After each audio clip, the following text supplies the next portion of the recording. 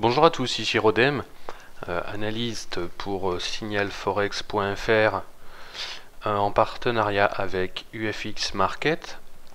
Donc comme chaque semaine, je vous propose de faire le point et mon analyse sur la paire euro-dollar.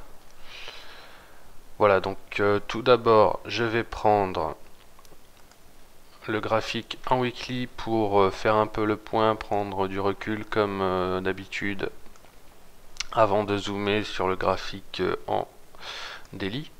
Donc en weekly, on voit qu'on est toujours dans ce canal de baisse à long terme. On a eu énormément de volatilité ces derniers temps hein, avec les différentes annonces qu'on a eues, différentes annonces macroéconomiques pour l'Europe, aussi pour les États-Unis. Donc sinon on a eu une forte semaine, on a eu une forte hausse suite à l'annonce du plan de sauvetage des banques espagnoles, puis le marché a acheté disons, pardon excusez-moi, alors le marché a acheté les élections en Grèce hein, sur le fait que une sortie de la zone euro, apparemment une sortie de la zone euro de la Grèce était à exclure. Le marché a acheté également ces derniers jours un éventuel QI3 pour les États-Unis. Depuis hier, donc hier on a eu le résultat, enfin non, c'était avant-hier soir, pardon, mercredi soir, on a eu la conférence de presse de Ben Bernanke, donc justement sur ce Q3 aux États-Unis, qui n'a donc pas lieu, une nouvelle fois. Hein, Monsieur Bernanke a dit que pour l'instant un Q3 est exclu, donc là c'est intéressant. Je vais prendre le graphique en daily, voilà. Là c'est intéressant parce que depuis mercredi soir, enfin, notamment jeudi, hier, on a eu un fort décrochage de l'euro. Donc après l'annonce de la politique monétaire de la Réserve fédérale aux États-Unis, on a eu un beau décrochage. Notons qu'on a eu une décorrélation par rapport aux indices boursiers. Le CAC 40, on a eu hier une belle séance. Hein. Le CAC 40 est passé au-dessus des 120, des 3120, pardon, 3120. Par contre, l'euro, lui, a fortement chuté, donc suite à un non-événement de ce Q3. Donc, les marchés avaient acheté. Hein. En plus, on était dans une correction technique, puis la macroéconomie faisait que les marchés achetaient les différentes nouvelles. Une grosse déception hier, suite à la conférence de presse de Ben Bernanke. Alors là, sur le plan graphique, c'est intéressant. Donc là, on était dans un canal ici que je trace en vert. Donc là, c'est le graphique daily. On était dans un canal de hausse, un canal de correction. Canal bien coiffé, donc le cours, on remarque ici qu'il était très bien coiffé, enfin, très bien supporté pardon, par la moyenne mobile exponentielle 10 périodes. Alors je vous conseille, le problème c'est que moi quand j'utilise ma plateforme MetaTrader 4, je n'ai pas tout à fait la moyenne mobile ici. Je n'ai pas tout à fait la même moyenne mobile, donc je vous invite à régler, enfin à jauger un peu pour trouver une moyenne mobile adéquate. Vous n'aurez peut-être pas la moyenne mobile exponentielle 10, vous aurez peut-être une autre, une 12, une 13, enfin...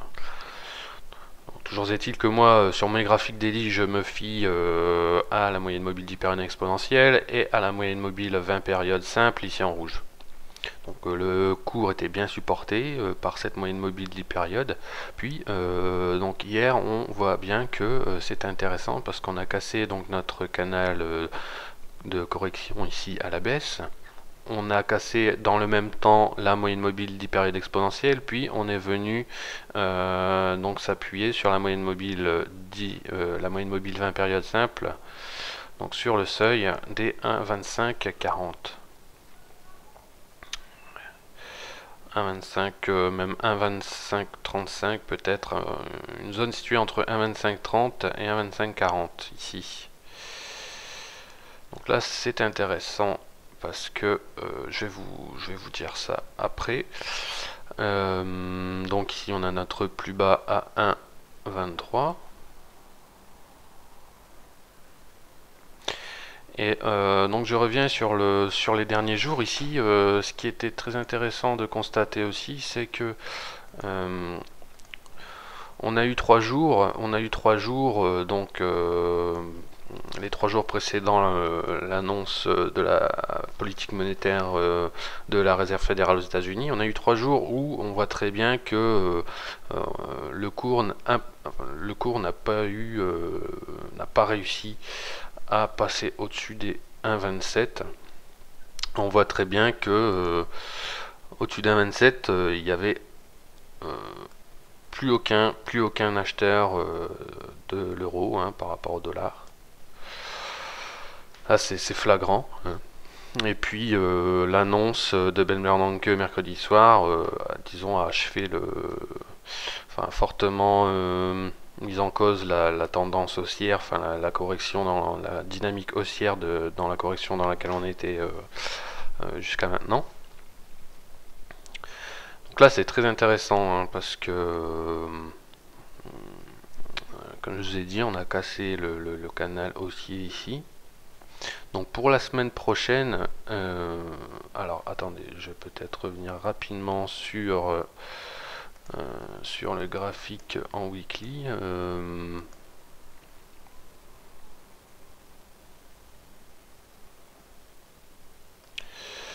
Graphique weekly, on voit bien qu'on a eu énormément de volatilité ces dernières semaines. Et cette semaine, par contre, on a repris une belle dynamique baissière. Donc avec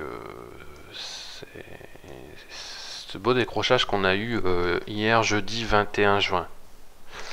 Voilà, donc là, bon, tout le monde n'a pas les mêmes graphiques selon les plateformes, selon les brokers. Néanmoins sur celle-ci, moi je vois bien que on a peut-être pas on n'a pas une avalanche baissière, mais on a il semblerait que la dynamique baissière tend à retendre le bout de son nez, pardon. Donc on voit bien, je reviens sur le graphique daily, on voit bien, comme je viens de vous dire, d'ailleurs en plus on a cassé ce canal haussier. Pour la semaine prochaine, donc on est sur un seuil intéressant ici. Pourquoi? Parce que donc comme je vous ai dit, on a ce seuil à 1,2540 à 1,2530 qui correspond en plus avec la moyenne mobile 20 périodes simples en journalier. On voit bien on vient de se poser dessus ici. Donc là, cette semaine, il y aura deux scénarios, disons comme d'habitude. Soit on va reprendre notre tendance baissière. Donc dans ce cas,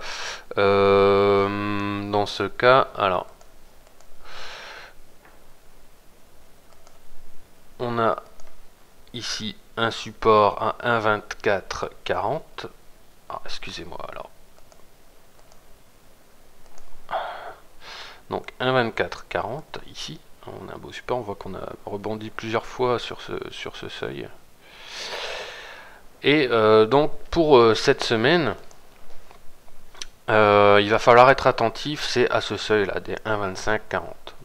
À la moyenne mobile 20 périodes simple ici. C'est-à-dire que si on casse donc en clôture journalière, une fois de plus, je vous dis souvent dans mes analyses, pour moi un seuil important est cassé que en clôture journalière, sachant qu'on peut passer en dessous en intraday et puis clôturer au-dessus sans casser ce seuil. Néanmoins, alors pour cette semaine, admettons, on va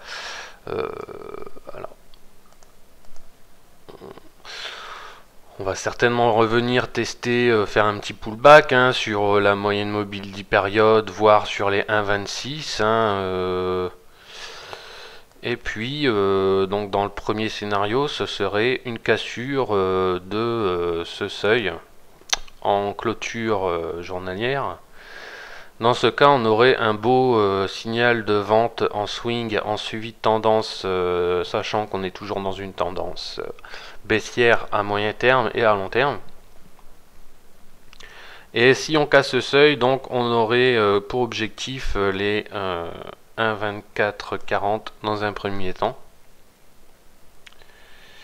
Objectif 1, puis objectif 2 éventuellement les 1,23. Parce que là on a bien, comme je vous ai dit, on a bien cassé la tendance, la dynamique haussière dans la correction là dans laquelle on était, et depuis hier, hein, là on a un premier signal déjà hein, depuis hier. Voilà. Donc deuxième scénario, si la baisse est invalidée, c'est-à-dire que on repasse, donc on refranchit, premièrement, on a un seuil ici, on a un seuil bon, qui tient plus tellement en ce moment, hein, étant donné la forte volatilité qu'on a.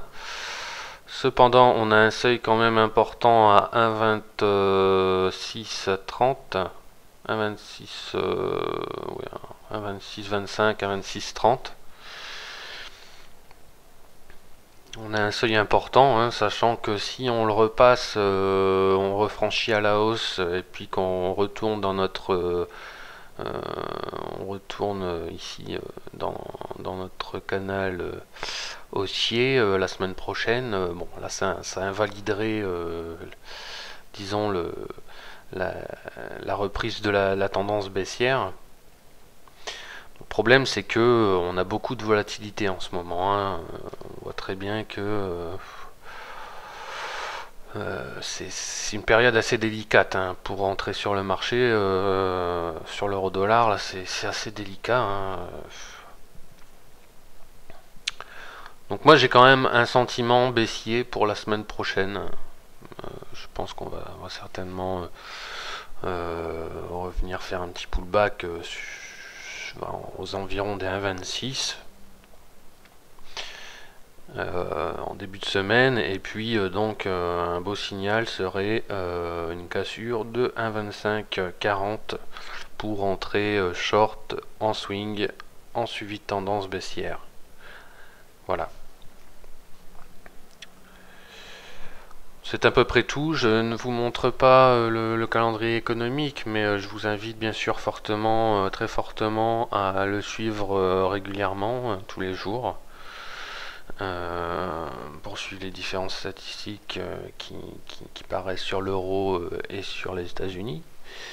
Je vous conseille d'être attentif également sur bon là Ben Bernanke pardon a dans sa conférence de presse écarté un QE3 pour l'instant. Le problème c'est que on a eu d'ailleurs hier hein, ce qui a fortement aussi, enfin ce qui a appuyé la baisse de l'euro-dollar hier, c'est l'indice Philly Fed hein, qui est sorti très nettement en dessous du consensus. Et donc certains analystes planchent pour un QE3 qui pourrait être mis en place quand même et peut-être plus rapidement que prévu. Donc, bon, pour l'instant on n'y est pas. Pour cette semaine on voit bien graphiquement que la tendance baissière semble reprendre vigueur. Je vous rappelle, on a au-dessus d'un 27, là on a eu un beau signal, un premier signal hein, mercredi soir. Ça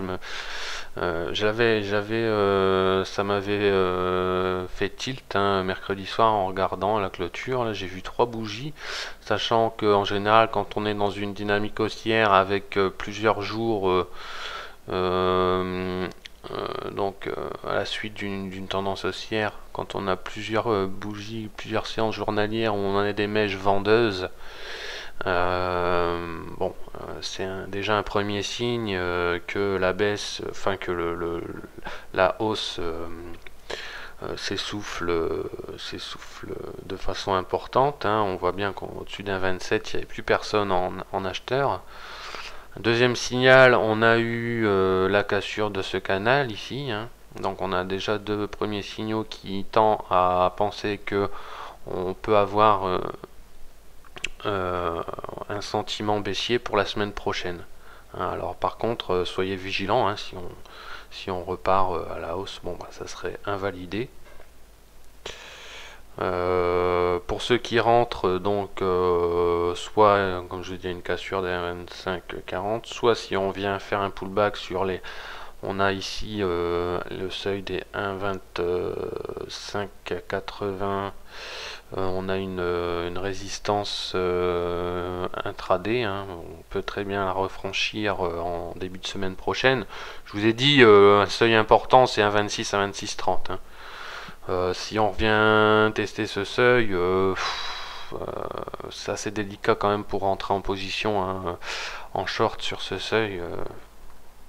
Je préférerais, personnellement, moi je vais attendre soit une cassure des 1,25-40, hein, en journalier, en clôture journalière pour rentrer à la vente, pour dire d'assurer le coup. Ou alors si on repasse à la hausse, je rentrerai à l'achat plus haut, hein. J'attendrai, enfin je pense que moi personnellement pour l'instant je ne serai pas acheteur la semaine prochaine, ou alors si vraiment on franchit allègrement les 1,27, mais pour l'instant je ne suis pas acheteur. Je vous le répète, là graphiquement on a deux beaux signaux pour l'instant. Fondamentalement, on tend à revenir pour une baisse aussi de l'euro. Donc voilà.